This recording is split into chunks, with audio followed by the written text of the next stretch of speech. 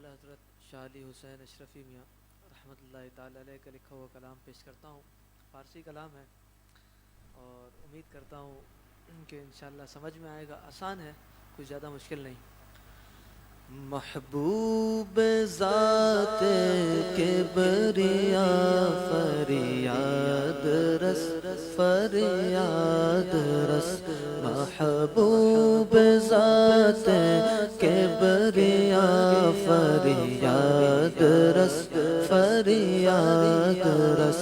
محبوب ذات کبریا فریاد رس فریاد رس. محبوب ذات کبریا فریاد رس فریاد رس فریاد رس فریاد رس. مخصوص درگاہ خدا فریاد رس فریاد رس. مخصوص درگاہ خدا فریاد رس فریاد رس فریاد رس فریاد رس.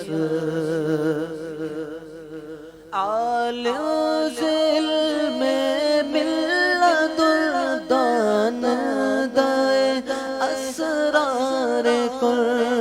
فرماتے ہیں حضور علیہ الصلوۃ والسلام اللہ تعالیٰ کے وہ جو علم لدنی ہے اس کے عالم ہیں, اور جو اللہ تعالیٰ نے قرآن مجید فرقان حمید میں ارشاد فرمایا کہ کن فیکون, اس میں جو راز ہے وہ بھی حضور علیہ الصلوۃ والسلام کو معلوم ہے. سبحان اللہ. کیا فرماتے ہیں؟ عالم ذل میں ملت دان دائے اسرار کو.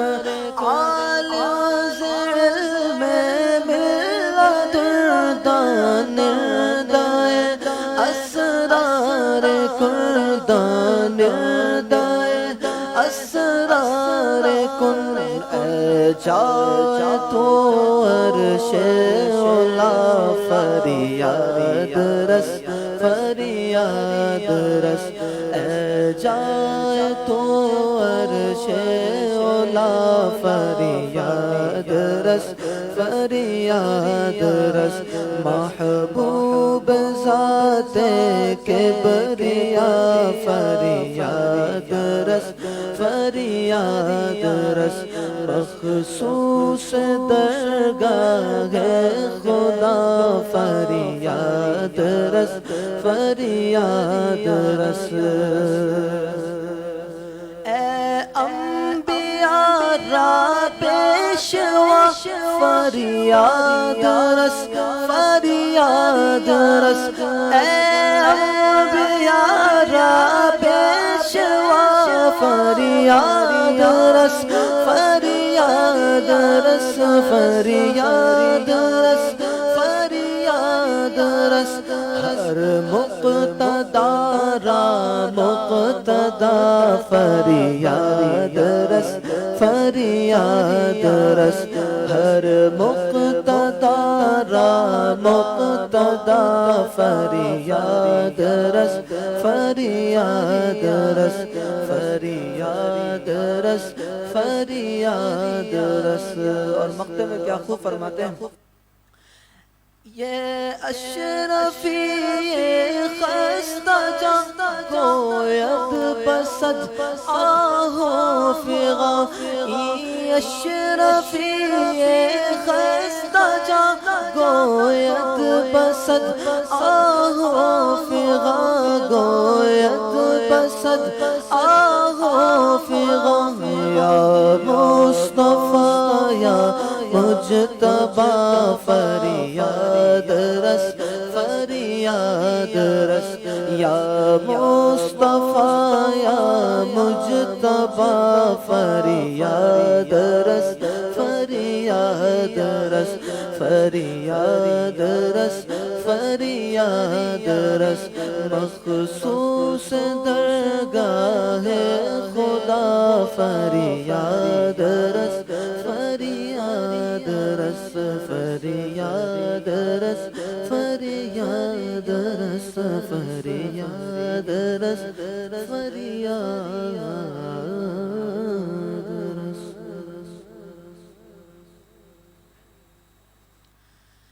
میری جانب بھی ہو ایک نگاہ کرم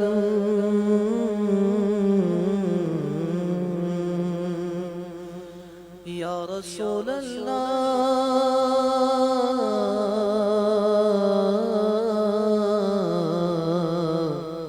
یا حبیب اللہ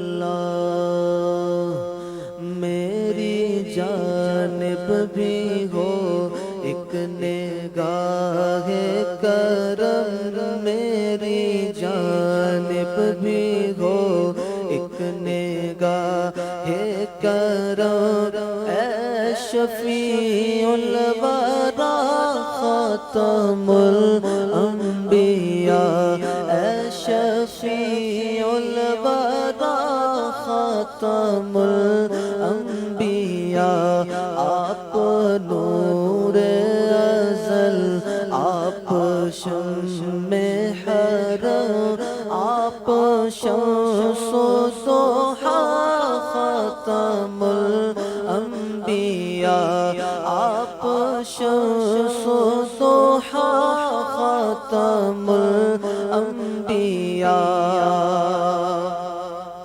آپ فخر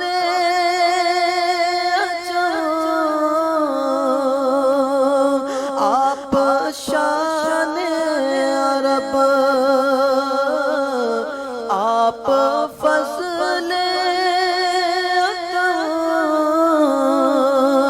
آپ رحمت لقب سرور ذی حشم شاہ والا نسب مصطفیٰ مجتبی خاتم الانبیاء مصطفیٰ مجتبی خاتم الانبیاء سرور ذی حشم شاہ والا نسب مصطفیٰ مجتبی خاتم الانبیاء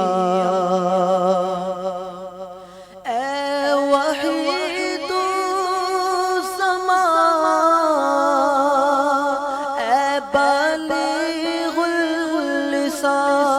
اللسان اے وحید الزمان ما ورائے گمان آپ کا نور ہے باعث کلف کا آپ کا نور ہے باعث کلف کا اے رسول خدا خاتم الانبیاء آپ کا نور ہے باعث کلف کا اے رسول خدا خاتم الانبیاء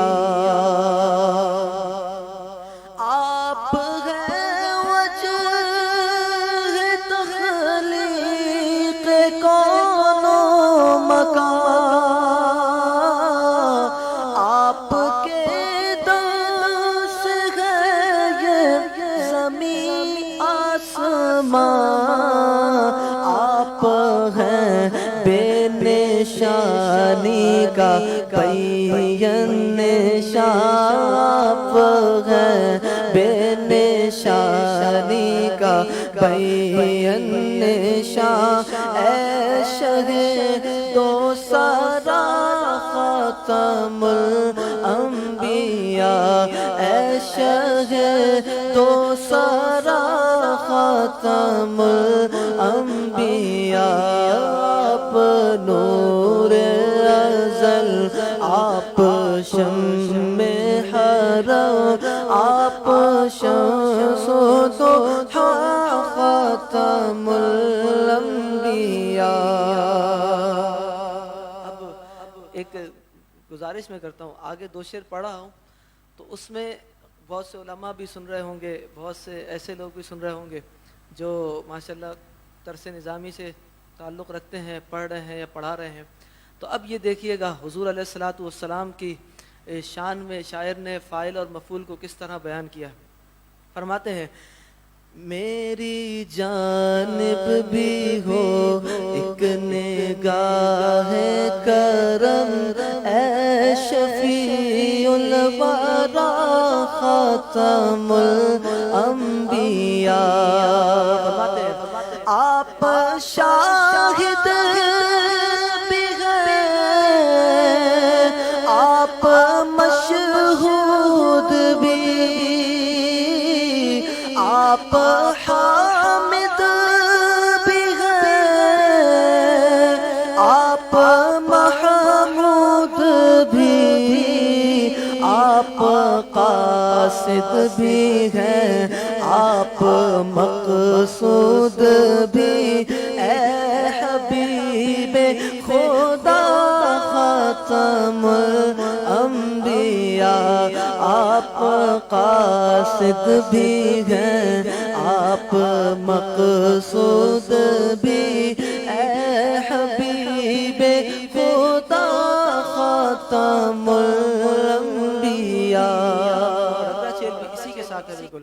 فرماتے ہیں آپ ناظر بھی ہیں،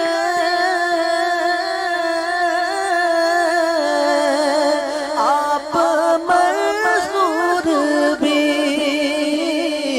آپ طاہر بھی ہیں، آپ مطہور بھی، اور آپ شاکر بھی ہیں، آپ مشکور بھی، آپ شاکر بھی ہیں، آپ مشکور بھی، آپ شاکر بھی ہیں، آپ مشکور بھی.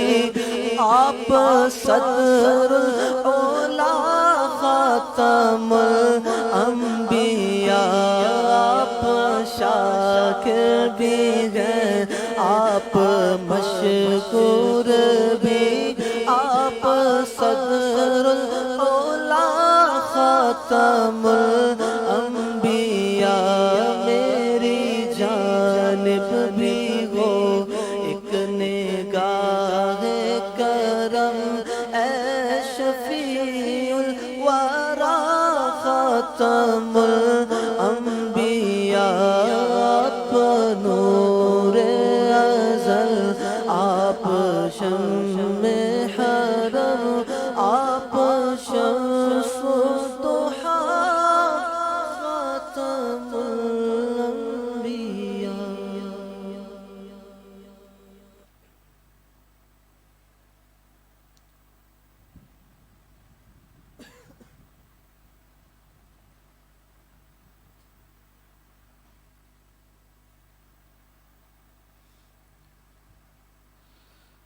آئیے مل کر حضور پر نور سید العالمین محمد مصطفیٰ صلی اللہ علیہ وسلم کی بارگاہ میں درود پاک نذرانہ پیش کیجیے. صلی علی صلی علی صلی علی پڑھو صلی علی صلی صلی علی پڑھو صلی علی صلی علی صلی علی پڑھو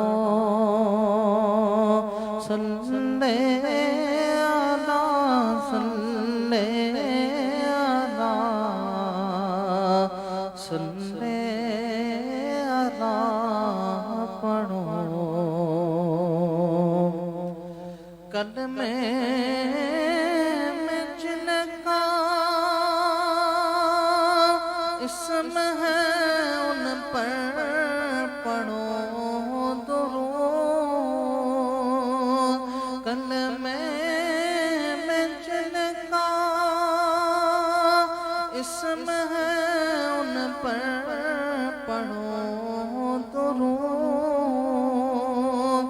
رب کی ثنا کے ساتھ ہی ان کی ثنا کرو صلی علی صلی علی صلی علی پڑھو صلی علی صلی علی صلی علی پڑھو.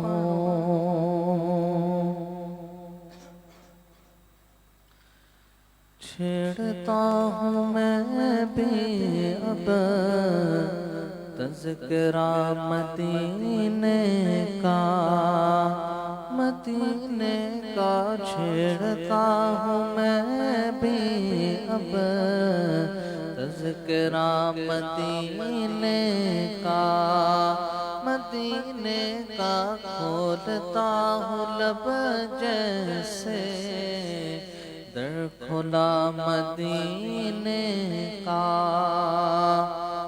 آسماں کی خواہش ہے میں زمین بن جاؤں. آسماں کی خواہش ہے میں زمین بن جاؤں میں زمین بن جاؤں. جب سے اس نے دیکھا ہے جب سے اس نے دیکھا ہے مرتبہ مدینے کا جب سے اس نے کیا جمال طیبہ ہے. ہم جمال سے پوچھے کیا جمال طیبہ ہے کیا جمال طیبہ ہے. جو گیا مدینے میں جو گیا مدینے میں ہو گیا مدینے کا جو گیا مدینے میں ہو گیا مدینے کا چھیڑتا ہوں میں بھی اب تذکرہ مدینے کا کھولتا ہوں لب جیسے در کھلا مدینے کا.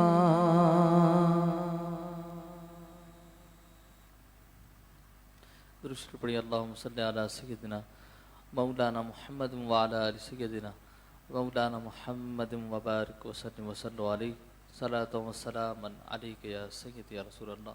ایک اور نعت شریف پڑھتے ہیں پھر اس کے بعد انشاءاللہ حضرت فخر المشائخ اپنے خطاب سے ہم سب کو مستفیض فرمائیں گے.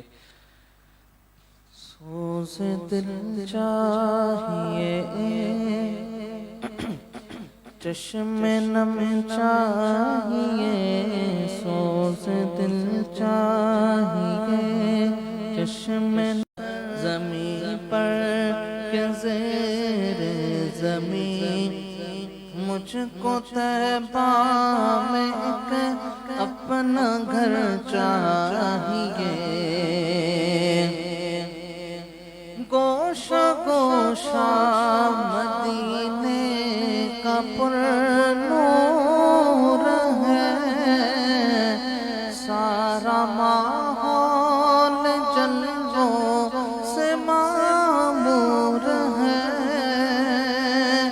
گوشہ گوشہ مدینے کا پر نور ہے سارا ماحول جلووں سے معمور ہے.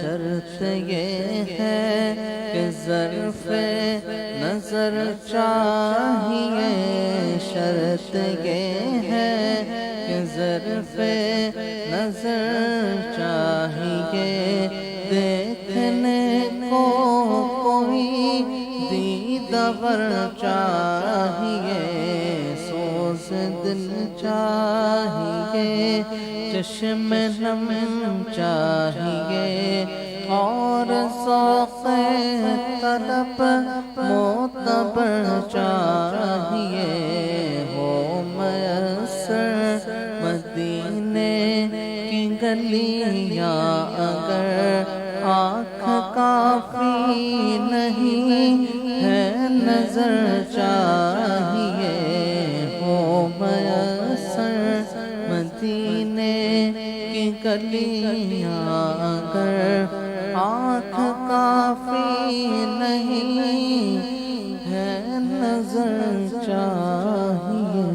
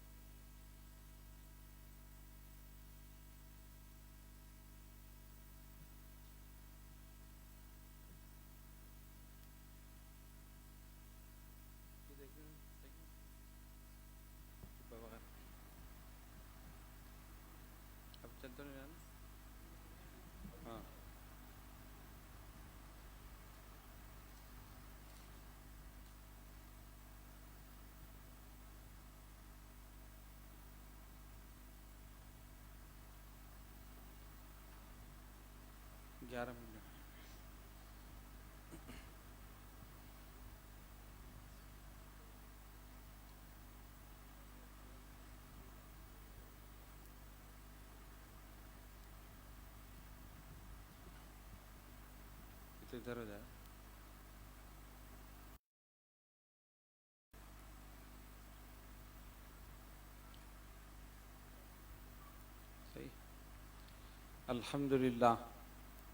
الحمدللہ رب العالمین والصلاة والسلام علی من کان نبیا وآدم بین الماء والطین وعلی آلہ واصحابہ اجمعین اما بعد فاعوذ باللہ من الشیطان الرجیم بسم اللہ الرحمن الرحیم ان اللہ وملائکتہ یصلون علی النبی یا ایہا الذین آمنوا صلوا علیہ وسلموا تسلیما اللہم صلی علی سیدنا مولانا محمد وعلی آل سیدنا مولانا محمد صلاة دائمة بدوام الملک الحی القیوم۔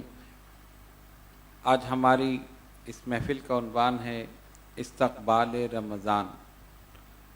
آپ حضرات کے علم میں ہے کہ ان قریب رمضان المبارک کا رحمتوں اور برکتوں والا مہینہ ہم سب پر سایہ فکن ہونے والا ہے۔ اللہ تبارک و تعالی ہم سب کو اس ماہ مبارک میں عبادت اور ریاضت کرنے اور اپنے گناہوں کی معافی مانگنے کی توفیق عطا فرمائے اور اس کے فیوز و برکات کو حاصل کرنے کی توفیق عطا فرمائے۔ سوال یہ ہے کہ استقبال رمضان کیوں کیا جاتا ہے؟ دیگر مہینے ہیں، ہم کسی مہینے کا استقبال نہیں کرتے، لیکن جب رمضان المبارک کا مہینہ آتا ہے تو اس کا استقبال کرتے ہیں۔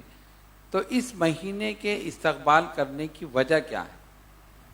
وجہ یہ ہے کہ اس مہینے کا استقبال کرنا یہ ہمارے آقا و مولا صلی اللہ علیہ وسلم کی سنت ہے۔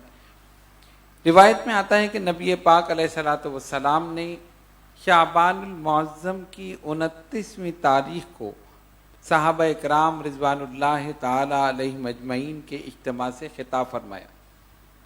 آپ صلی اللہ علیہ وسلم نے فرمایا ان قریب تم پر ایک ایسا مہینہ سایہ فگن ہونے والا ہے کہ جس میں ایک رات ایسی ہے کہ اس ایک رات میں عبادت کرنا 1000 مہینوں سے بہتر ہے۔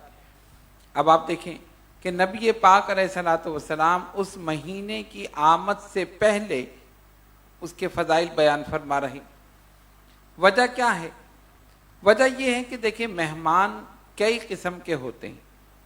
ایک مہمان وہ ہوتا ہے کہ جو اگر آ جائے تو ہمارا موڈ خراب ہو جاتا ہے، ہم پریشان ہو جاتے ہیں کہ یہ کیوں آ گیا، اس کو تو ہم نے بلایا نہیں۔ ایک مہمان وہ ہوتا ہے جس کو دیکھ کر ہم خوش ہوتے ہیں، ایک مہمان وہ ہوتا ہے جس کو ہم باقاعدہ انوائٹ کرتے ہیں، اس کو دعوت دیتے ہیں اور اس کے آنے سے پہلے اہتمام کرتے ہیں، گھر کو صاف ستھرا کرتے ہیں، سجاتے ہیں اور گھر والوں کو بتاتے ہیں کہ دیکھو جب وہ مہمان آئے تو اس طرح بیٹھنا، اس طرح کھڑے ہونا، اس طرح سلام کرنا، اس طرح کھانا لگانا، یہ ساری چیزیں ہم کرتے ہیں۔ تو یاد رکھیے کہ جس مہمان کے آنے سے پہلے اہتمام کیا جائے، جس مہمان کے آنے سے پہلے اس کی فضیلت بیان کر دی جائے، جس مہمان کے آنے سے پہلے اس کا ادب، احترام، یہ تمام چیزیں سکھایا جائے، وہ بڑا محترم ہوتا ہے، بڑا مقدس ہوتا ہے اور اس کا بہت بڑا مرتبہ اور مقام ہوتا ہے۔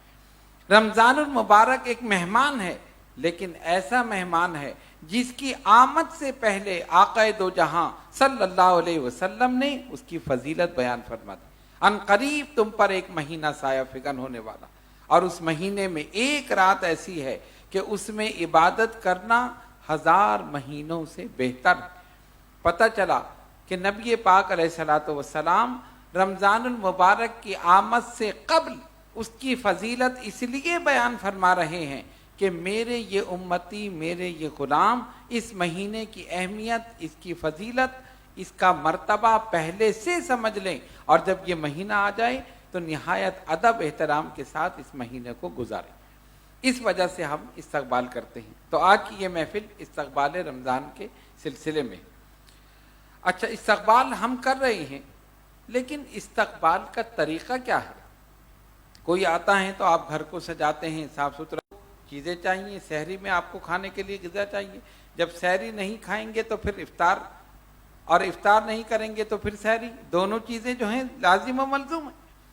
ان دونوں چیزوں کے لیے غذاؤں کا اہتمام ہے، لیکن میرے بزرگوں اور دوستوں، سامعین اور ناظرین، یاد رکھیے کہ یہ جسمانی تیاری ہے، روحانی تیاری ہم نے کیا کی؟ رمضان المبارک کی اصل تیاری روحانی تیاری ہے۔ یہ مہینہ روحانیت کے لیے، اہل طریقت کے لیے موسم بہار ہے۔ اپنی روحانیت کو اجاگر کرنے کے لیے، تقوی و پرہیزگاری کو اختیار کرنے کے لیے، اور اپنے دل کی دنیا کو بسانے کے لیے، اپنے قلب کو اس اللہ کے نور سے روشن کرنے کے لیے یہ مہینہ بہترین ہے، اس سے بڑھ کر کوئی مہینہ نہیں۔ تو ہم نے جتنی تیاری کی، جتنا سامان لے کے رکھا سحری کے لیے، افطار کے لیے، سحری میں یہ کھانا ہے تو افطار میں یہ کھانا ہے، اس سے منع نہیں ہے۔ اور ہر آدمی، آپ جس سے بھی پوچھیں گے کہ رمضان کی تیاری کیا ہے، وہ یہی بتائے گا، اور اس سے بڑھ کر ہو تو پھر وہ بتا دے گا جی کپڑے بھی میں نے لے لیے کہ رمضان کے بعد عید آئے گی تو مجھے کیا پہننا ہے۔ یہ تیاری ہے، لیکن اس کی ایک روحانی تیاری بھی ہے۔ اور روحانی تیاری کیا ہے؟ ابھی رمضان المبارک شروع نہیں ہوا، ابھی 3 یا 4 دن باقی ہیں۔ آپ ابھی سے اپنے دل میں یہ عہد کر لیں کہ انشاءاللہ تعالی اس رمضان المبارک میں میں پوری تراویح پڑھوں گا، میں انشاءاللہ پورے مہینے روزے رکھوں گا، میں انشاءاللہ اگر اللہ نے توفیق دی تو میں اعتکاف بھی کروں گا، میں جتنی بھی شیوب یعنی شب قدر جتنی بھی ہیں 21 سے لے کر 29 تک، میں یہ سب جاگ کر گزاروں گا تاکہ 1000 مہینوں سے بڑھ کر ثواب میرے نامہ اعمال میں لکھا جائے۔ یہ ہے روحانی تیاری۔ آپ ابھی سے سوچ لیں، اور یاد رکھیے نیک کام کی نیت انسان کرتا ہے، ثواب جاری ہو جاتا ہے۔ یہ اللہ رب العالمین کا بہت بڑا کرم ہے۔ ابھی رمضان المبارک شروع نہیں ہوا، آپ نے نیت کر لی، ثواب جاری ہے، ثواب جاری ہے، نامہ اعمال میں لکھا جائے گا کہ اس نے اتنے دن روزے رکھے، اتنے دن تراویح پڑھی، اتنے دن یہ اعتکاف کیا، جتنے بھی نیک اعمال ہیں آپ ابھی سے سوچ لیں۔ اور جب انسان سوچ لیتا ہے تو اللہ تبارک و تعالیٰ کی مدد شامل حال ہوتی۔ یاد رکھیے جب تک اس کی توفیق نہ ہو انسان کچھ نہیں کر سکتا۔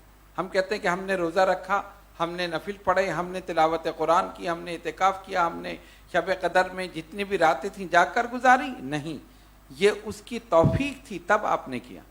اگر اس کا کرم نہ ہوتا، اس کی رحمت نہ ہوتی، اس کی طرف سے توفیق نہ ملتی تو ہم ہرگز نہیں کر سکتے۔ تو سب سے پہلی چیز کیا ہے جو رمضان المبارک کی تیاری ہے؟ روحانی تیاری۔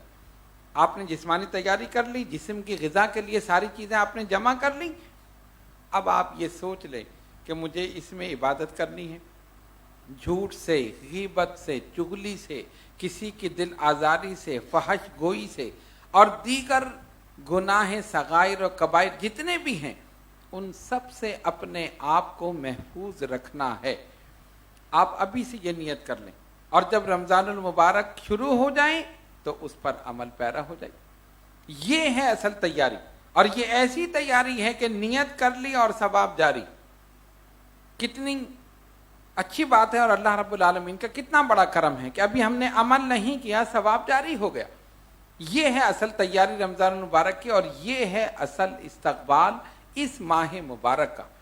استقبال یہ نہیں ہے کہ ہم کہیں گے لوگوں سے کہ بھئی رمضان المبارک آ رہا ہے، چلو ہم مل کر استقبال کر رہے ہیں، کھانے پینے کی چیزیں جمع کر لو، یہ کر لو. یہ استقبال نہیں ہے.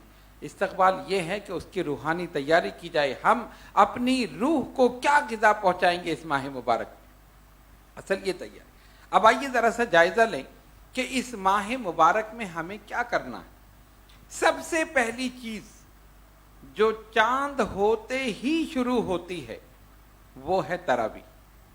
آپ دیکھتے ہیں نا، جیسے ہی چاند ہوا اور فوراً تراویح شروع ہو گئی. روزہ تو دوسرے دن ہوتا ہے نا، ایک دن چاند ہوا پھر دوسرے دن پہلی تاریخ ہے تو روزہ شروع ہو گیا رمضان المبارک کا. لیکن چاند ہوتے ہی مساجد میں رونق شروع ہو جاتی. اہل ایمان کا رخ مسجدوں کی طرف، اپنے گھروں سے اللہ کے گھر کی طرف روانہ. کیوں؟ تراویح رمضان کی شان ہے، تراویح رمضان کی پہچان ہے، تراویح رمضان کی آن ہے. کیسے؟ اگر تراویح کو آپ رمضان سے نکال دیں تو اس کی رونق ہی ختم ہو جائے. جتنا کلام پاک اس ماہ مبارک میں تراویح میں پڑھا جاتا ہے کسی مہینے میں کسی عبادت میں نہیں پڑھا جاتا. آپ دیکھیں، اور اللہ تبارک و تعالیٰ کا کرم دیکھیے. عام طور پر عام دنوں میں آپ دیکھیں کہ اس محلے میں کتنے حفاظ ہیں. ذرا سی آپ اس سلسلے میں مردم شماری کریں، دیکھیں کہ چلو بھئی یہ دیکھتے ہیں کہ اس مہینے میں اس محلے میں کتنے حافظ قرآن. تو چند آپ کو ملیں گے، 8-10 گھر چھوڑ کے پھر ایک ملے گا. پھر کسی محلے میں ہو سکتا ہے کہ کوئی نہ بھی ملے. سوچتے ہیں کہ اچھا حافظ قرآن تو ہے ہی نہیں. لیکن رمضان المبارک کی شان یہ ہے، رمضان کے علاوہ حافظ قرآن نہیں ملتے، اور رمضان میں حافظ قرآن کو سنانے کی جگہ نہیں ملتی. اللہ کا کرم ہے نا.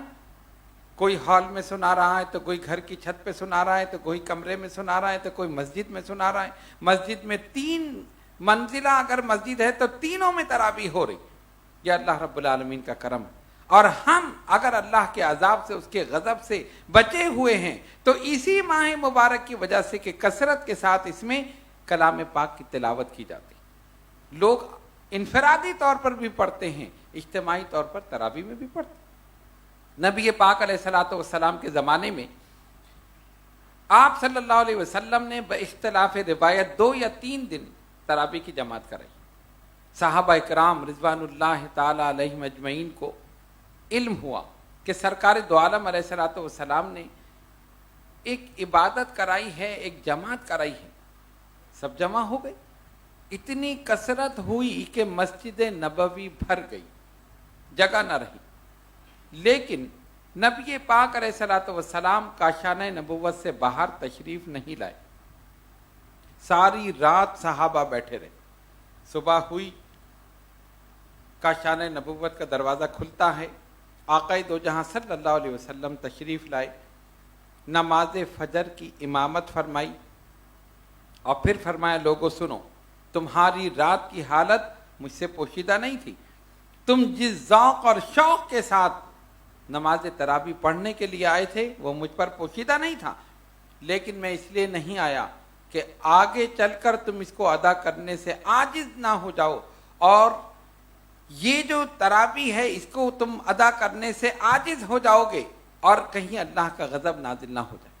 اس وجہ سے میں نے باہر میں نہیں آیا. صحابہ کرام رضوان اللہ تعالی علیہ مجمعین نے دیکھا کہ سرکار دو عالم علیہ الصلوۃ والسلام نے 2 یا 3 دن اس کی جماعت کرائی. آپ نے ظاہری طور پر پردہ فرما لیا. پھر دور آیا صدیق اکبر رضی اللہ تعالیٰ عنہ کا، سلسلہ اسی طرح چلتا رہا.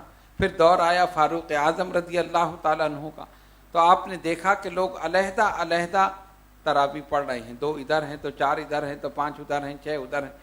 آپ نے صحابہ کو بلایا اور فرمایا کہ کیا ہی اچھا ہو کہ ہم سب ایک امام کے پیچھے اجتماعیت کے ساتھ ہم تراویح پڑھیں۔ تمام صحابہ نے اتفاق کیا، آپ نے بلایا حضرت ابی بن کعب رضی اللہ تعالیٰ عنہ کو، جو بہت اچھا قرآن پڑھتے تھے، قاری قرآن اور حافظ قرآن تھے۔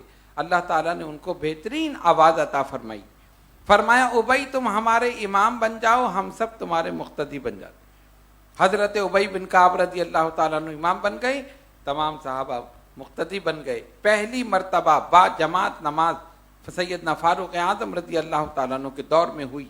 اس کے بعد یہ سلسلہ چلتا رہا، آپ نے فرمایا نعم البدعۃ ھذا، یہ کتنی اچھی بدعت ہے کہ سب کے سب ایک ساتھ مل کر تراویح پڑھ رہے ہیں۔ آپ کا دور گزر گیا، حضرت عثمان غنی رضی اللہ تعالیٰ عنہ کا دور آیا، گزر گیا۔ پھر دور آیا حضرت علی شیر خدا رضی اللہ تعالیٰ عنہ۔ آپ مدینہ طیبہ کی گلیوں سے گزر رہے ہیں، دیکھا کہ مسجد سے قرآن پڑھنے کی آواز آ رہی ہے۔ مولا کائنات حضرت علی شیر خدا رضی اللہ تعالیٰ عنہ نے اپنے دستے مبارک دعا کے لیے بلند کیے، آپ کی مبارک آنکھوں سے آنسو جاری ہوئے۔ فرمایا اللہم نور قبر عمر کما نور مساجد اللہ بالقرآن، اے اللہ عمر کی قبر کو اپنے نور سے روشن کر دے جس نے تیرے گھروں کو قرآن سے روشن کر دیا۔ جب تک یہ جماعت تراویح ہوتی رہے گی، اس کا ثواب فاروق اعظم کی روح مبارک کو پہنچتا رہے گا۔ اس وقت سے آج تک مسلمانوں کا یہ شعار ہے کہ وہ رمضان المبارک کے مہینے میں تراویح میں با جماعت نماز پڑھتے ہیں۔ تراویح رمضان کی شان ہے، تراویح رمضان کی پہچان ہے، تراویح رمضان کی آن ہے۔ رمضان کی رونق تراویح سے ہے۔ اگر تراویح کو رمضان سے نکال دیا جائے تو رمضان کی رونق ہی ختم ہو جائے۔ جتنا کلام پاک اس کی تلاوت اس ماہ مبارک میں کی جاتی ہے، کسی ماہ مبارک میں نہیں کی جاتی۔ یہ قرآن کا مہینہ ہے، یہ نزول قرآن کا مہینہ ہے، یہ قرآن پڑھنے، اس کو سمجھنے، اس پر عمل کرنے کا مہینہ۔ مسجد میں ہے تو تراویح ہو رہی ہے، گھروں میں تراویح ہو رہی ہے، ہالوں میں تراویح ہو رہی ہے، انفرادی طور پر لوگ پڑھ رہے ہیں، اجتماعی طور پر پڑھ رہے ہیں، گھروں میں خواتین پڑھ رہی ہیں، ہر جگہ تلاوت قرآن ہو رہی ہے۔ اور جہاں اللہ کا کلام پڑھا جاتا ہے وہیں رحمتیں اور برکتیں نازل ہوتی۔ اسی لیے اللہ کے عذاب سے بچے ہوئے ہیں کہ اس کے قرآن کی تلاوت ہو رہی۔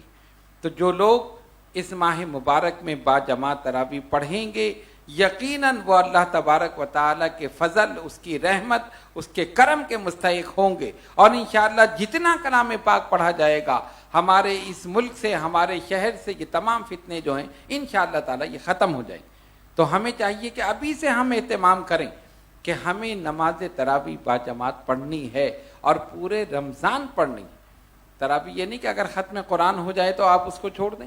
لوگ کہتے ہیں جی قرآن سن لیا اس کے بعد ختم، پھر ضرورت نہیں ہے۔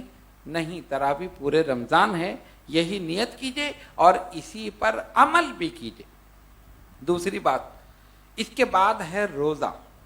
روزہ ایک بڑی اہم عبادت اور ایسی عبادت جس کا ڈائریکٹ تعلق اللہ تبارک و تعالیٰ کی ذات سے ہے، اور ایسی عبادت جو نظر نہیں آتی۔ ایک انسان نماز پڑھ رہا ہے، آپ کو نظر آ جائے، نفل پڑھ رہا ہے، آپ کو پتہ ہے کہ نفل پڑھ رہا ہے، تلاوت قرآن کر رہا ہے، آپ دیکھ رہے ہیں تلاوت قرآن کر رہے ہیں۔ حج کا تو کہہ نہیں سکتے، اس لیے کہ حج تو سارے ہی مل کر رہے ہیں، وہ تو چھپ کے کوئی آدمی کر ہی نہیں سکتا۔ دیگر عبادات انسان کرتا ہے تو دوسرا انسان دیکھتا ہے، اسے نظر آتا، لیکن روزہ ایسی عبادت ہے جو کسی کو نظر نہیں آتا۔ مثال کے طور پر ایک صاحب آ جائیں اور آ کر کہیں جی میرا روزہ ہے، تو ظاہر ہے آپ اس کے کہنے پر یقین کر لیں گے۔ اگر وہ آپ کے سامنے کھائے گا پیے گا نہیں تو آپ یقین کر لیں گے کہ اس کا روزہ ہے۔ ہاں اگر اس نے کھایا تو کہتا نہیں اس نے تو جھوٹ بولا ہے، یہ تو کھا پی رہا، یا چھپ کر اس نے کھا پی لیا اور لوگوں کے سامنے آ کے کہہ دیا میرا روزہ ہے، تو لوگ یقین کر لیں گے۔ روزہ ایسی عبادت ہے جس کا ڈائریکٹ تعلق اللہ تبارک و تعالیٰ کی ذات سے ہے۔ کیوں؟ اس لیے کہ انسان جب سحری کھا کر سارا دن بھوکا پیاسا رہتا ہے صرف اللہ کی رضا کے لیے، تو 5 منٹ پہلے بھی کھاتا پیتا نہیں ہے، آپ دیکھ لیں, پریکٹیکل کر کے دیکھ لیں, مشاہدہ ہے. آپ نے روزہ رکھا, سخت گرمی ہے, دھوپ ہے, تمازت ہے, سب کچھ ہے, پانی پی سکتے ہیں, نہیں پیتے کیوں؟ اللہ کی رضا نہیں. پانی آپ کے سامنے بھی رکھا ہو نہیں پیتے, کھانا رکھا ہو نہیں کھاتے, یہاں تک کہ افطار میں ساری چیزیں لگا کر بیٹھ گئے. اب آپ دیکھیں جب رمضان المبارک شروع ہوگا, ایک طرف پکوڑے رکھے ہیں, تو پھلکیاں رکھی ہیں, تو دہی بڑے ہیں, ساری چیزیں لگا کے رکھ لی, شربت بھی نکال کے رکھ لیا. اس کو دیکھ کر ہی ٹھنڈک پہنچ رہی ہے کہ شاید ابھی کھل جائے گی, لیکن ٹائم دیکھ رہے ہیں, کھا نہیں سکتے. اگر کوئی کہے کھا لو تو آپ کھائیں گے؟ نہیں, اللہ کی رضا نہیں ہے. اتنا اہتمام, اللہ کی رضا کا اتنا اہتمام کہ سامنے چیزیں رکھی اور پھر نہیں کھاتے. کیا وہ چیزیں حرام ہیں؟ نہیں. کیا وہ پانی پینا حرام ہے؟ نہیں. پاکیزہ چیزیں رکھی ہیں, شربت رکھا ہے, چیزیں بالکل پاکیزہ, کھانا حلال طیب, لیکن کھاتے نہیں. کیوں؟ اللہ کی رضا نہیں. تو میرے بزرگوں اور دوستوں, جب ایک مہینے, صرف ایک مہینے حلال چیزیں بھی افطار سے پہلے اس لیے نہیں کھاتے کہ اللہ کی رضا نہیں ہے, تو خدا کے لیے پورے سال ان چیزوں سے بھی بچ جاؤ جن کے کھانے میں اللہ کی رضا نہیں. شراب کو چھوڑ دو, اللہ کی رضا نہیں ہے. سود کو چھوڑ دو, اللہ کی رضا نہیں ہے. زنا کو چھوڑ دو, اللہ کی رضا نہیں ہے. غلط کاموں کو چھوڑ دو, اللہ کی رضا نہیں ہے. ارے رمضان میں اتنا اہتمام, اور رمضان کے بعد کوئی اہتمام نہیں. کسی کو دھوکہ دیا, کسی کو غلط کام کیا, کسی کے ساتھ شراب پی, یہ کیا, وہ کیا, سود کھایا. کیا خدا کا ڈر نکل گیا؟ نہیں. یہ ایک مہینہ اسی لیے رکھا گیا ہے کہ اپنے آپ کو اس چیز کا عادی بنا لو کہ ہمیں جو کام کرنا ہے اللہ کی رضا کے لیے کرنا. 1 منٹ پہلے بھی آپ روزہ نہیں کھولتے, ٹائم دیکھ رہے, 1 منٹ باقی ہے, نہیں کھولیں گے. جب 1 منٹ ہو گیا, اذان کی آواز سن لی, اب روزہ کھولیں گے. کیوں؟ اب اللہ کا حکم ہو گیا, کھا لو. تو روزہ ایسی عبادت ہے جس کا ڈائریکٹ تعلق اللہ تبارک و تعالیٰ کی ذات سے ہے. کوئی نہیں دیکھ رہا, لیکن ایک دیکھنے والا ہے جو دیکھ رہا. بندے کے دل میں یہ خیال ہے. آپ ہو سکتا ہے نا کہ آپ گھر میں جائیں, چھپ کر کمرے میں بیٹھ کر کھا لیں, پانی پی کر آ جائیں, اور آ کر نیچے محلے میں کہتے ہیں, اپنے گھر والوں سے کہتے ہیں کہ میں نے تو کچھ کھایا پیا نہیں, میرا روزہ ہے. لیکن ایسا نہیں کرتے. کیوں؟ آپ کے ذہن میں یہ ہے کہ جب مجھے کوئی نہیں دیکھ رہا, اس وقت بھی ایک دیکھنے والا ہے جو مجھے دیکھ رہا, اور وہ ایسا دیکھتا ہے کہ جیسا دن کی روشنی میں دیکھتا ہے ایسا ہی رات کی تاریکی میں دیکھتا ہے. جیسے ظاہر کو دیکھتا ہے ایسے ہی باطن کو دیکھتا ہے. جیسے چہرے کو دیکھتا ہے ایسے ہی دل کو بھی دیکھتا ہے. جب انسان کے ذہن کے اندر یہ خیال پیدا ہو جائے تو کبھی بھی کوئی غلط کام نہیں کرے گا, نہ ظاہر میں نہ باطن میں. ایک خیال ہے, مجھے رب دیکھ رہا, اور جب رب دیکھ رہا ہے تو یہ خیال راسخ ہو گیا, سارے غلط کام دور ہو گئے, شیطان خود بخود دور ہو گیا. پھر انسان تنہائی میں بھی کوئی غلط کام نہیں کرے گا کہ جب کوئی نہیں دیکھ رہا پھر بھی میرا رب مجھے دیکھ رہا. تو روزہ ایسی عبادت ہے کہ جس کا ڈائریکٹ تعلق اللہ تبارک و تعالیٰ کی ذات سے ہے. اللہ کو معلوم ہے یا بندے کو معلوم ہے کہ روزہ ہے یا نہیں, دوسرے کو نہیں معلوم. اگر وہ کھا پی لے تو دوسرے تو یہی سمجھے گا روزہ ہے, لیکن خالق کائنات جانتا ہے اس نے میری وجہ سے کھانے پینے کی چیزوں سے اپنے آپ کو روک لیا. اسی لیے اس نے فرمایا, نبی پاک علیہ الصلوۃ والسلام کی حدیث شریف جس کا مفہوم یہ ہے کہ روزے دار کے منہ کی بو میرے نزدیک مشک و عنبر سے زیادہ خوشبودار.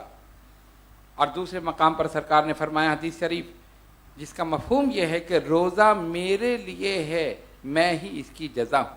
خالق کائنات فرما رہا ہے روزہ میرے لیے ہے اور میں اس کی جزا ہوں. پھر فرمایا روزے دار کو 2 خوشیاں حاصل ہوتی ہیں, ایک سحری کے وقت اور ایک افطار کے وقت. خالق کائنات نے بڑے تحائف سمجھے اس کو, اور بڑی فضیلت سمجھے کہ جو روزے دار کے لیے. فرمایا جنت میں ایک دروازہ ہے جس کا نام ریان ہے, اس سے صرف روزے دار ہی گزریں گے. تو روزے داروں تمہارے لیے خوشخبری ہے کہ تم اس دنیا میں اللہ کے حکم سے اس کی رضا کے لیے, اس کے حبیب صلی اللہ علیہ وسلم کی رضا کے لیے روزے رکھو. جنت میں تمہارے لیے دروازہ تیار ہے, اس میں صرف روزے دار گزریں گے, ان کے علاوہ کوئی نہیں گزرے. تو ہمیں چاہیے کہ ابھی رمضان المبارک شروع نہیں ہوا، ہم ابھی سے عہد کر لیں، اپنے دل میں سچی نیت کر لیں، انشاءاللہ تعالی اس آنے والے رمضان میں پورے رمضان، اگر کوئی عذر شرعی نہیں ہے تو انشاءاللہ پورے رمضان روزے رکھیں۔ آپ ابھی سے عہد کر لیں گے، نیت کر لیں گے، ثواب شروع ہو جائے گا، اور جب رمضان المبارک شروع ہوگا اللہ تبارک و تعالیٰ کا کرم، اس کی رحمت ہوگی کہ انسان روزے رکھ لے گا۔ کوئی بخار کا بہانہ بنا کے روزے چھوڑ دیتا ہے، کوئی نزلہ کھانسی کا بہانہ بنا کے روزہ چھوڑ دیتا ہے، کوئی بہانہ بنا کے چھوڑتا ہے، لیکن رکھنے والے رکھتے ہیں، کیسی ہی بیماری ہو، کچھ بھی ہو، وہ اللہ کے کرم سے رکھتے ہیں، اللہ تعالیٰ انہیں توفیق دیتا ہے اور وہ رکھتے ہیں۔ ہمیں کیا پتا کہ ہم اگلے سال ہوں یا نہ ہوں، کہتے اس سال نہیں رکھیں گے اگلے سال رکھ لیں گے۔ آپ کو معلوم ہے کہ آپ اگلے رمضان میں موجود ہوں گے؟ اسی رمضان سے پہلے ہمیں یہ بھی نہیں پتا کہ اس رمضان میں موجود ہوں گے یا نہیں ہوں۔ انسان کی زندگی کی بے ثباتی کا یہ حال، تو پھر کس بلبوتے پر ہم کہتے ہیں کہ ہم اگلے سال کر لیں گے؟ جو وقت میسر آ رہا ہے، جو لمحات مل رہے ہیں، جو مقدس مہینے میسر آ رہے ہیں، انہیں ضائع نہ کیجئے، ان کے ایک ایک لمحے کو عبادت اور ریاضت سے مزین کرتے ہوئے گزاریں، خاص طور پر یہ ماہ مبارک جو آ رہا ہے، یہ ہوگا پھر اس کا صحیح استقبال۔ اب دیکھیں رمضان المبارک بڑا سخی ہے، اپنے اندر بڑی رحمتیں برکتیں لے کر آ رہا ہے، ایک رات لے کر آ رہا ہے جس میں عبادت کرنا 1000 مہینے سے بہتر ہے، اور ہر عمل کا ثواب اس میں دگنا ہو جاتا ہے۔ نوافل کا ثواب فرائض کے برابر، اور فرائض کا ثواب اس سے بھی زیادہ۔ اتنا سخی رمضان المبارک، لیکن 2 قسم کے سخی ہیں، بیت اللہ بھی سخی ہے اور رمضان المبارک بھی سخی ہے۔ بیت اللہ وہ سخی ہے جو گھر بلا کر دیتا ہے، رمضان وہ سخی ہے جو گھر میں آ کر دیتا ہے۔ آپ کو رمضان کے لیے کہیں جانا پڑا، کسی اور شہر گئے کہ جی وہاں رمضان ہے میں چلا جاؤں، ارے خود بخود آ گیا، خود بخود آ گیا، اور خود اکیلا نہیں آیا، رحمتیں لے کر آیا، برکتیں لے کر آیا، فضیلتیں لے کر آیا۔ تم یہ کرو تو یہ فضیلت ہے، تم یہ عمل کرو تو یہ فضیلت ہے۔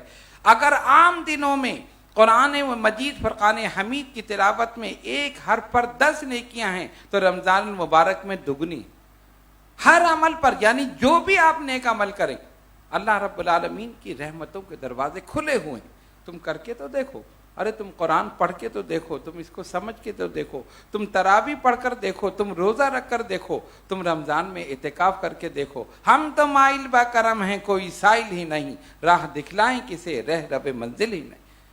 میرے بزرگوں اور دوستوں، ہمیں چاہیے کہ اس ماہ مبارک کا استقبال کریں، اور اس طرح کریں کہ ابھی سے نیت کر لیں، اور صرف نیت ہی نہیں، اس پر عمل بھی کرنا ہے کہ رمضان مبارک شروع ہو جائے، پوری استقامت کے ساتھ لگ جائیے، اللہ کی رحمت نازل ہوگی، کرم ہوگا، اور پورا مہینہ عبادت اور ریاضت کے ساتھ گزر جائے گا۔ تو رمضان المبارک میں پہلی عبادت، سب سے پہلی عبادت تراویح، جو چاند ہوتے ہی شروع ہو جاتی ہے۔ دوسری روزہ، اس کے بعد شب قدر، اور شب قدر میں اعتکاف۔ اگر اللہ تبارک و تعالیٰ توفیق دے تو رمضان المبارک میں اعتکاف کریں، اور اگر اللہ تبارک و تعالیٰ توفیق دے تو جتنی بھی مقدس راتیں ہیں جو شب قدر کہلاتی ہیں، سرکار دو عالم علیہ الصلوۃ والسلام نے فرمایا 21ویں سے لے کر 29ویں تک تلاش کرو۔ اگر بتا دیا جاتا کہ فلاں رات شب قدر ہے تو سب اسی میں جاگتے، اس کے علاوہ سو جاتے۔ اب آپ دیکھتے ہیں نا، شب معراج کا تعین ہے، شب برات کا تعین ہے۔ شب معراج کون سے مہینے میں؟ رجب کی 27ویں شب۔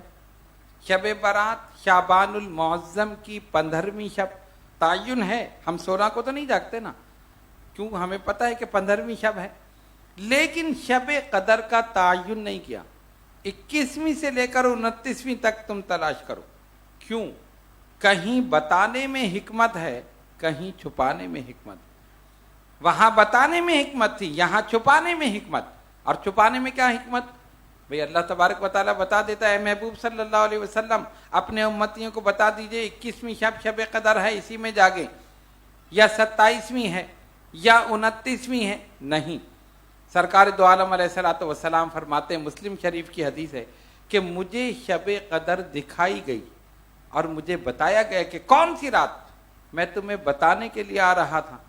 راستے میں 2 آدمی لڑ رہے تھے، میں ان میں صلح کرانے کے لیے رک گیا، شب قدر مجھ سے بھلا دی گئی، شب قدر بھلا دی گئی۔ اس میں بھی حکمت فرمایا اب 21ویں سے لے کر 29ویں تک تم تلاش کرو۔ اس میں حکمت کیا ہے؟ جب ہم نے اتنا کرم کیا ہے کہ تمہیں ایک رات ایسی دے رہے ہیں کہ اگر وہ رات عبادت میں گزار دو تو 1000 مہینے سے بڑھ کر ثواب لے لو، جب ہم اتنا کرم کر رہے ہیں تو تم بھی تو تھوڑی سی محنت کرو، تم بھی تو محنت کرو، تم تلاش کرو۔ اور اس میں ایک حکمت اور ہے، اگر بتا دیا جاتا کہ 27ویں ہے تو اسی میں لوگ جاگتے، اس کے بعد کوئی نہیں جاگتا، سو جاتے۔ نہ بتانے میں حکمت یہ ہے کہ اب 21ویں سے لے کر 29ویں تک تمام راتوں میں جب انسان جاگے گا تو اس میں جو بھی شب قدر ہوگی اس کا ثواب تو ملے گا ہی ملے گا، جتنی راتوں میں جاگے گا ان سب راتوں کا ثواب شب قدر کے برابر ملے گا۔ یہ ہے اللہ رب العالمین کا کرم۔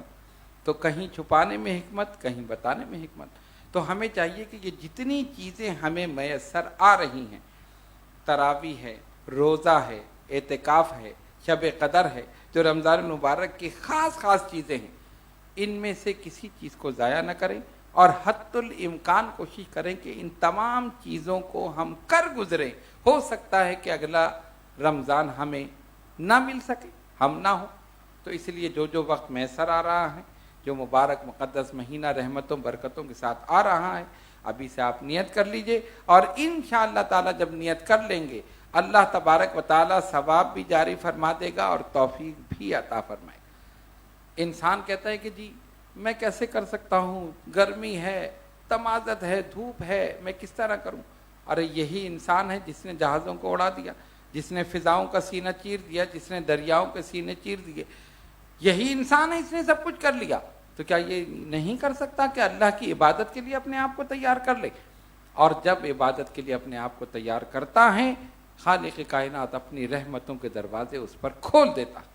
تو گویا یہ ماہ مبارک رحمتوں کی بہار ہے، بلکہ رحمتوں کا موسم بہار۔ اپنی روحانیت کو اجاگر کرنے کے لیے اپنے آپ کو اللہ، اس کے رسول صلی اللہ علیہ وسلم کے حکم کے لیے اور ان کی اطاعت اور فرما برداری کے لیے تیار کرنے کے لیے یہ ایک بہت بہترین موقع ہے۔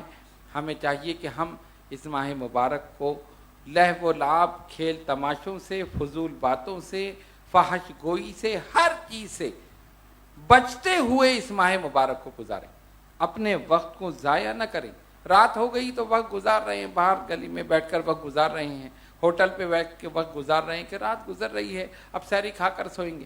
ارے یہی رات آپ تلاوت قرآن میں گزار دیں، یہی رات آپ نوافل میں گزار دیں، یہی رات آپ دینی محافل میں گزار دیں، یہی رات آپ نعت خوانی میں گزار دیں، یہی رات آپ علماء کی صحبت میں گزار دیں۔ تو جتنی راتیں ہیں رمضان المبارک کی، اس کو گھومتے پھرتے ہوئے ضائع نہ کریں، کسی نہ کسی نیک کام کرتے ہوئے گزاریں، اور دن میں پھر روزہ رکھیں۔ انشاءاللہ تعالی رات میں بھی رحمت ہوگی، دن میں بھی رحمت، پورا مہینہ رحمتوں برکتوں والا۔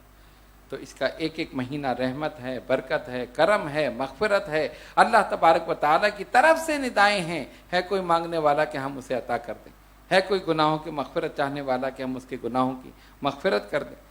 لیکن جن کو مغفرت مطلوب ہے وہ سو رہے ہیں، خواب خرگوش کے مزے لے رہے ہیں، یا پھر کھیل تماشوں میں اپنا وقت گزار رہے ہیں۔ بس اس گفتگو کا حاصل یہ ہے کہ یہ ہم نے استقبال رمضان کے سلسلے میں یہ محفل رکھی، اور یہ اس لیے رکھی کہ یہ بتایا جائے کہ رمضان مبارک کا استقبال کس طرح کیا جائے۔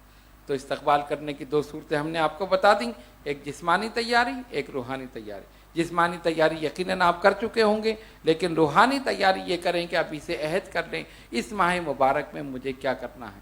مجھے تراویح پڑھنی ہے، مجھے روزہ رکھنا ہے، تلاوت قرآن کرنی ہے، اگر توفیق ہے تو اعتکاف کرنا ہے، تمام شیوب میں مقدس راتیں شب قدر جتنی بھی ہیں انہیں جا کر گزارنا ہے، تاکہ جو بھی رات شب قدر ہو وہ مل جائے، اور اس میں پھر اپنے لیے اور اپنے ملک کے لیے، اپنی قوم کے لیے، عالم اسلام کے لیے، سب کے لیے ہمیں دعا کرنی۔ یہی آج کی اس گفتگو کا حاصل ہے، اور یہی آج کی اس محفل کا پیغام ہے۔ جہاں جہاں تک لوگ اس محفل کو دیکھ رہے ہیں، میرے وہ تمام بہن بھائی مائیں بہنیں بزرگ بچے جو بھی ہیں دیکھ رہے ہیں، ان سب کے لیے میرا یہ میسج ہے، یہ پیغام ہے، آپ ابھی سے رمضان المبارک کی تیاری کریں، روحانی تیاری کریں، اپنے دل میں نیت کر لیں کہ انشاءاللہ تعالی اس پورے ماہ مبارک کو، اس کے ایک ایک لمحے کو ہم ضائع نہیں کریں گے، اللہ کی عبادت اور ریاضت سے مزین کرتے ہوئے ہم اس کو گزاریں۔ آئیے ہم سب مل کر دعا کریں کہ اللہ تبارک و تعالی اس ماہ مبارک کی رحمتیں برکتیں ہمیں عطا فرمائے۔ اے الہ العالمین، رمضان المبارک کے فیوز و برکات سے ہم سب کو مستفید ہونے کی توفیق عطا فرمائے۔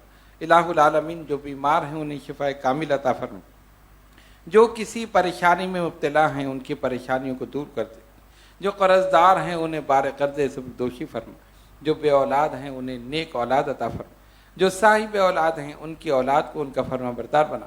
الہ العالمین، یہ آنے والا مبارک اور مقدس مہینہ رمضان المبارک جو تو نے اپنی رحمت سے، اپنے کرم سے، اپنے حبیب پاک صاحب الاولاق صلی اللہ علیہ وسلم کے صدقے میں زندگی میں ایک بار پھر ہمیں عطا فرمایا ہے، الہ العالمین ہم سب کو اس کا احترام کرنے کی توفیق عطا فرما، اس کے فیوز و برکات سے مستفید فرما، اس پورے ماہ مبارک میں تراویح پڑھنے کی توفیق عطا فرما، روزے رکھنے کی توفیق عطا فرما، شب قدر میں جاگنے کی توفیق عطا فرما، اعتکاف کرنے کی توفیق عطا فرما۔ الہ العالمین، اس کی رحمتیں برکتیں ہمارے گھروں میں، ہمارے محلوں میں، ہمارے شہروں میں اور اس پورے پاکستان میں، عالم اسلام میں اس کی رحمتیں اور برکتیں نازل فرما۔ الہ العالمین، ہم ابھی سے یہ نیت کر رہے ہیں کہ انشاءاللہ تعالی اس پورے ماہ مبارک میں لہو و لعب، کھیل تماشے، فحش گوئی، جتنی بھی غلط چیزیں، ان سب سے اپنے آپ کو بچائیں گے اور انشاءاللہ تیرے اور تیرے رسول صلی اللہ علیہ وسلم کی رضا کے لیے کام کریں گے۔ الہ العالمین، اس ماہ مبارک کی برکتوں سے ہمارے شہر کی رونقوں کو بحال فرما، الہ العالمین ہماری مساجد کی رونقوں کو بحال فرما، الہ العالمین ہماری خانقاہوں کی رونقوں کو بحال فرما، الہ العالمین حرمین طیبین کی رونقوں کو بحال فرما، الہ العالمین جو وہاں جانے کے لیے تڑپ رہے ہیں انہیں وہاں کی با ادب حاضری نصیب فرما، انہیں وہاں کی با ادب بار بار حاضری نصیب فرما۔ الہ العالمین ہم سب کو اسلام پر زندہ رکھ اور اسلام پر موت عطا فرما، نبی پاک علیہ الصلوۃ والسلام کی سچی محبت میں زندہ رہیں اور سرکار کی سچی محبت میں موت عطا فرما۔ الہ العالمین جہاں جہاں بھی لوگ اس پروگرام کو، اس محفل کو دیکھ رہے ہیں اور ہمارے ساتھ دعا کر رہے ہیں، الہ العالمین ان سب کی دعاؤں کو بھی قبول فرما، ان سب کی نیک خواہشات کو پورا فرما، ان سب کی نیک تمناؤں کو پورا فرما۔ الہ العالمین عالم اسلام کی رونقوں کو بحال فرما، پاکستان کی رونقوں کو بحال فرما، حرمین طیبین کی رونقوں کو بحال فرما۔ الہ العالمین ہم سب کو نبی پاک علیہ الصلوۃ والسلام کی سچی محبت میں زندہ رکھ اور سرکار کی سچی محبت میں موت عطا فرما۔ ربنا آتنا فی الدنیا حسنۃ وفی الآخرۃ حسنۃ وقنا عذاب النار، رب اجعلنی مقیم الصلاۃ ومن ذریتی، ربنا وتقبل دعا، ربنا اغفر لی ولوالدی وللمؤمنین یوم یقوم الحساب، ربنا ظلمنا انفسنا وان لم تغفر لنا وترحمنا لنکونن من الخاسرین، ربنا اغفر لنا ولوالدینا ولاستادنا ولمشائخنا ولاحبابنا ولاربابنا ولجمیع المؤمنین والمؤمنات والمسلمین والمسلمات الاحیاء منهم والاموات، تابع بیننا بینهم فی الخیرات، اللہم ارزقنا فی الدنیا زیارت سیدنا محمد صلی اللہ علیہ وسلم، ان اللہ وملائکتہ یصلون علی النبی یا ایہا الذین آمنوا صلوا علیہ وسلموا تسلیما، اللہم صلی علی سیدنا مولانا محمد وعلی آل سیدنا مولانا محمد صلاة دائمة بدوام الملک الحی القیوم، سبحان ربک رب العزة عما یصفون وسلام علی المرسلین والحمد للہ رب العالمین۔